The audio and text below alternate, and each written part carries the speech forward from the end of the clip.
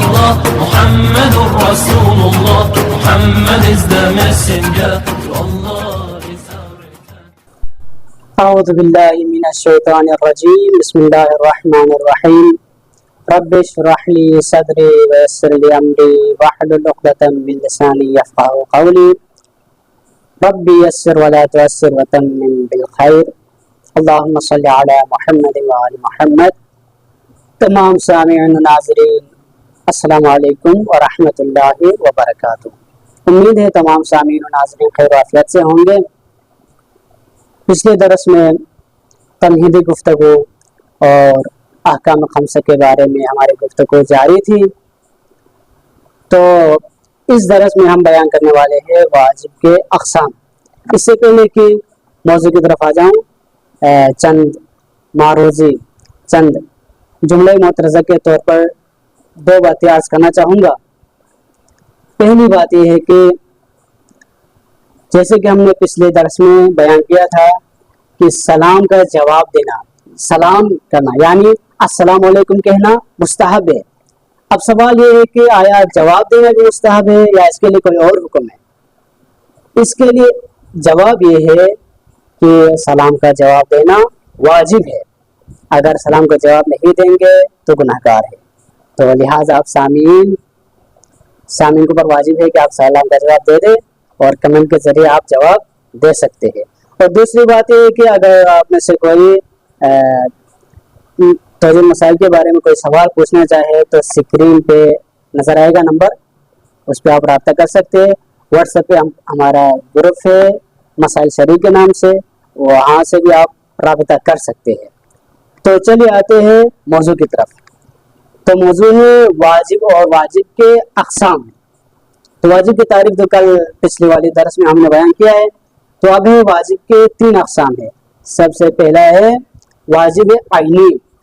واجب عینی کہتے ہیں کسے؟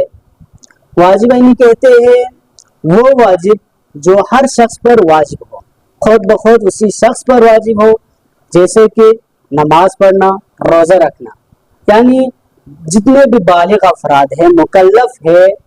واجب عینی یعنی بس مکلف فرض ہے، اور کوئی دوسرا انجام دے تو اس کے اوپر سے فرض ثابت نہیں ہو جاتا. جیسے نماز پڑھنا، روزہ رکھنا اور دوسرے بھی کام ہر فرد پر الگ الگ واجب ہے.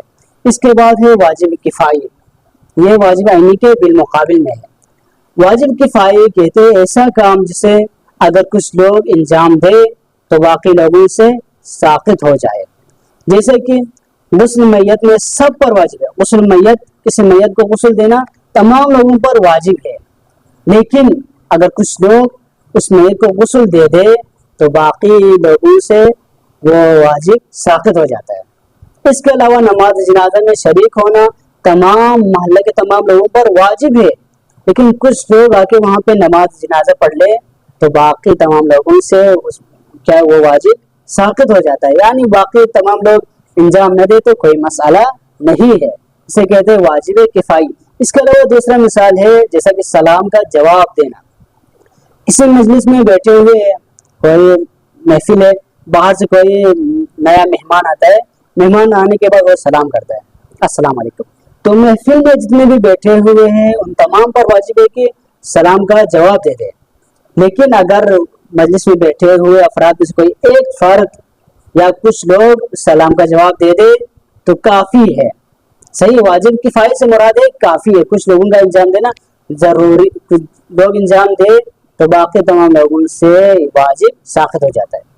اور تیسرا اور آخری ہے واجب تخیری ہے.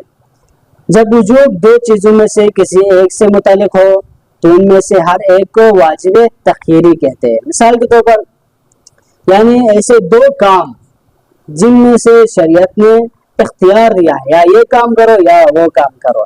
مثال کے طور پر روزہ کے کفارہ 3 چیزوں پر اختیار ہے. یا کسی غلام کو آزاد کرنا ہے، اگر آج کے دور میں جیسے کہ غلام نہیں ہے تو اس کے علاوہ غلام آزاد نہیں کر سکتے ہو تو 60 فقیروں کو کھانا کھلاؤ. اگر یہ بھی نہیں ممکن نہیں کر سکتے ہو تو 7 دن کے روزے رکھو.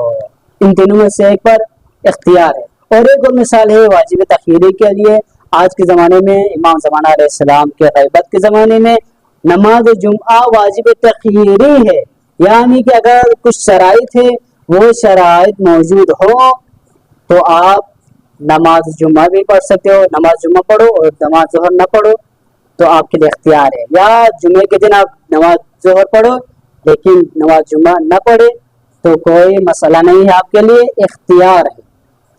تو انشاءاللہ آج کے لیے یہ کافی ہے، تو اگلی ویڈیو میں ہم بیان کریں گے تقلید کے بارے میں۔ آپ تمام سامعین ناظرین دیکھتے رہیے education the Islamic education channel کو آپ دیکھ لیجئے۔ السلام علیکم ورحمۃ اللہ وبرکاتہ۔